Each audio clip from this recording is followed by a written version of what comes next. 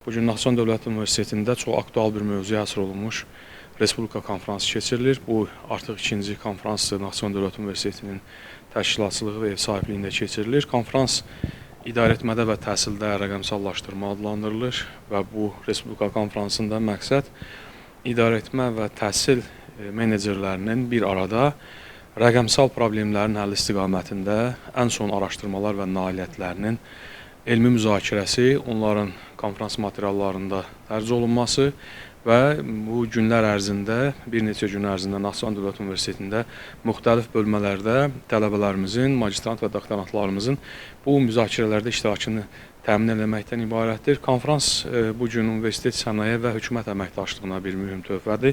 Ona görə ki, konfransda həm idarəetmə sahəsindən olan mütəxəssislər universitetimizə konfransa dəvət olunublar və onların praktik olaraq rəqəmsallaşma ilə bağlı layihələri və strateji hədəfləri onların məruzələrində təqdim olunub və güman edirik ki, bu məruzələr gələcəkdə Naxçıvan Dövlət Universitetində idarəetmə və təhsil idarəçiliyi ilə bağlı ixtisaslarımızın proqramlarının yenidən dizayn olunmasına, təkmilləşdirilməsinə öz töhfəsini verəcək.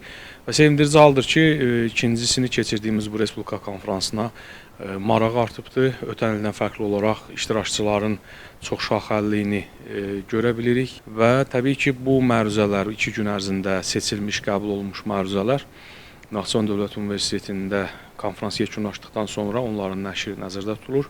Hesab edirik ki, bu hər il keçirilməsi aktual olan bir mövzudur. Ona görə ki, rəqəmsallaşma hər gün yeni yanaşmalarla zənginləşir. Rəqəmsal idarəçilik təkmilləşdirilir ölkəmizdə və biz bilirik ki, ölkəmizdə bununla bağlı dövlət strategiyası var. Cənab Prezidentin müəyyənləşdirdiyi proqramlar, qəbul elədiyi sərəncam və fərmanların işığında rəqəmsal idarəçiliyi, rəqəmsal təhsili təşviq eləmək üçün alimlərimizin, tədqiqatçıların bu cür konferanslar ətrafında müzakirələri hesab edirəm çox faydalıdır və gələcəkdə rəqəmsal idarəçiliyin Respublika miqyasında tədqiqatçılarla bərabər beynəlxalq ekspertlərin də bu ətrafda, konferansın ətrafında birləşməsi labüddür, mümkündür. Çünki biz rəqəmsal təcrübəni, eyni zamanda beynəlxalq təcrübəni öyrənməliyik bu sahədə və bu konferansın əlamətdar tərəfi həm də ondan ibarətdir ki, konferansda məruzəçilər arasında tələbələrimiz və magistrantlarımız var, gənc doktorantlar var. Bunlar gələcəkdə rəqəmsal idarəçiliyi təmin eləyəcək kadr potensialıdır.